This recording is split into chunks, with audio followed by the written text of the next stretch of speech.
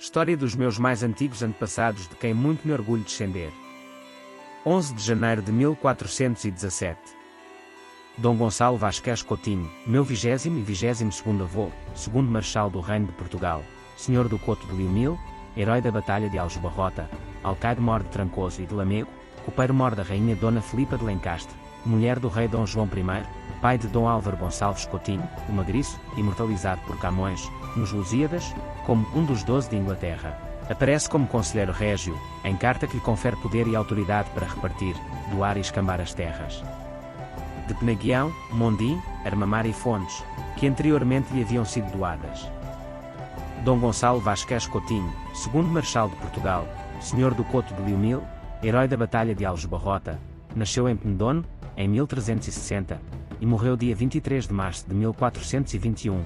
Era filho de Dom Vasco Fernandes Coutinho, Senhor do Couto de Liumil e de Dona Beatriz Gonçalves de Moura, neto paterno de Dom Fernão Martins da Fonseca Coutinho, Senhor do Couto de Liumil e de Dona Teresa Pires Varela e neto materno de Dom Gonçalo Vasquez de Moura, alcaide-mor de Moura e de Dona Inês Gonçalves de Sequeira.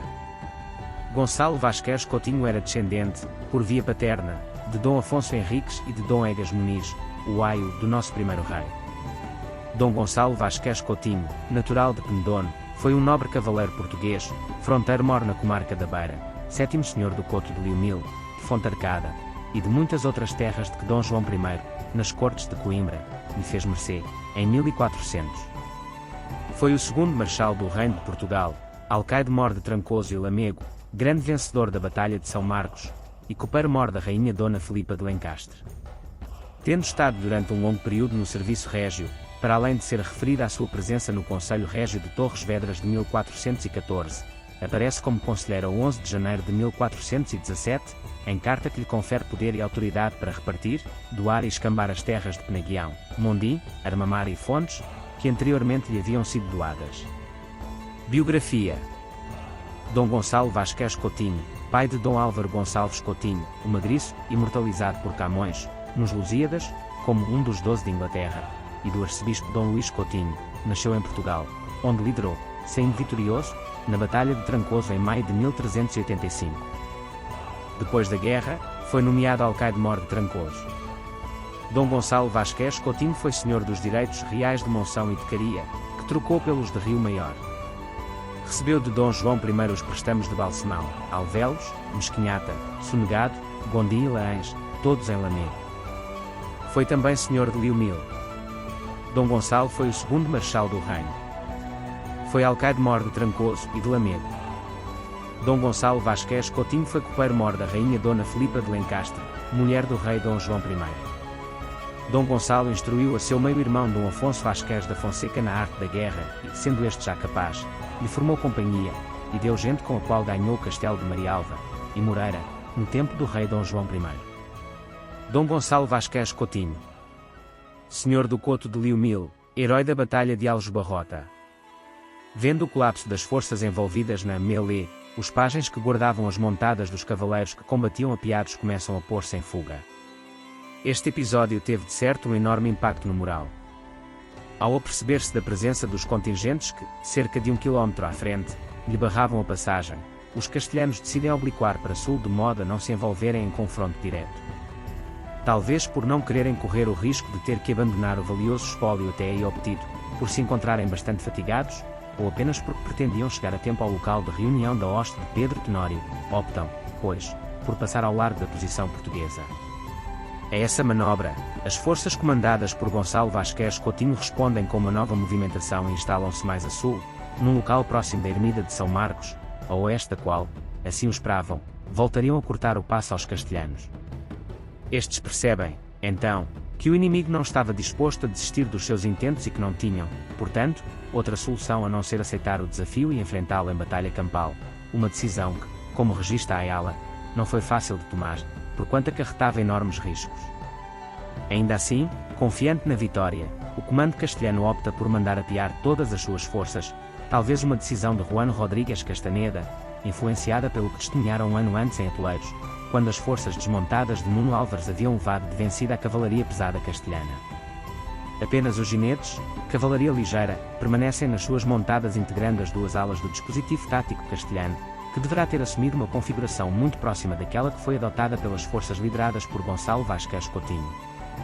Estas terão, então, formado duas linhas, isto é, uma vanguarda e uma retaguarda, com a mais recuada destas linhas composta essencialmente por homens de armas e a prolongar-se em duas alas, preenchidas, acima de tudo, pela pionagem. Segundo Salvador Dias Arnaud, talvez a distinção entre a retaguarda e as alas fosse pouco perceptível, de tal forma que o dispositivo tático português acabou por apresentar um formato semelhante ao de uma meia-lua.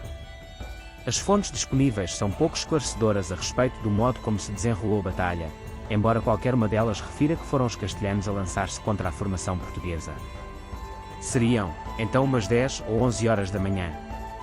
E nos momentos iniciais, tudo parecia correr de feição para as forças de Juan Rodríguez Castaneda que, logo nos primeiros momentos da batalha, conseguem provocar a debandada de muitos dos combatentes apiados portugueses que integravam as alas, boa parte dos quais apanhados na fuga e dizimados pela cavalaria ligeira castelhana. Pelo contrário, a vanguarda e a retaguarda, que entretanto acabariam por se fundir numa só linha, embora mais extensa para compensar as baixas verificadas nas alas, conseguiram resistir a todas as investidas adversárias, o que levou a que a batalha acabasse por se arrastar durante algumas horas, sem se perceber para que lado iria pender a vitória. Talvez mais desgastados fisicamente, os homens de armas castelhanos começam, então, a ceder terreno e a sofrer cada vez mais baixas, sinais de uma derrota iminente. Vendo o colapso das forças envolvidas na mêlée, os pajens que guardavam as montadas dos cavaleiros que combatiam apiados começam a pôr-se em fuga. Este episódio teve de certo um enorme impacto no moral daqueles que, pesadamente armados e sem forma de escapar, perceberam que iriam acabar por se converter em presa fácil. De facto, assim foi, com os cavaleiros apiados a serem totalmente dizimados, sobretudo durante a fuga, como era corrente neste tipo de situações, nomeadamente os principais comandantes, dos quais apenas Álvaro Garcia Albornoz foi poupado e aprisionado por Gil Vasquez Cunha. Só os ginetes, que permaneceram sempre a cavalo, terão conseguido escapar. É também possível, como sugere Gouveia Monteiro, que alguns dos prisioneiros portugueses, que foram mantidos atrás da retaguarda castelhana, se tenham libertado e ajudado a desequilibrar a contenda e a acelerar, assim, o fim da batalha. O túmulo armoriado de Dom Gonçalo Vasquez Coutinho, por Manuel Abranches de Soveral. Tem causado estranheza que quer Vasco Fernandes Coutinho quer seu filho sucessor o Marechal Gonçalo Vasquez Coutinho não estejam sepultados em Salzedas, onde está Beatriz Gonçalves de Moura e o filho sucessor de Gonçalo, Vasco Fernandes Coutinho, primeiro conde de Marialva, nem em qualquer outro lugar que se conheça. Julgo, contudo, que encontrei esse túmulo.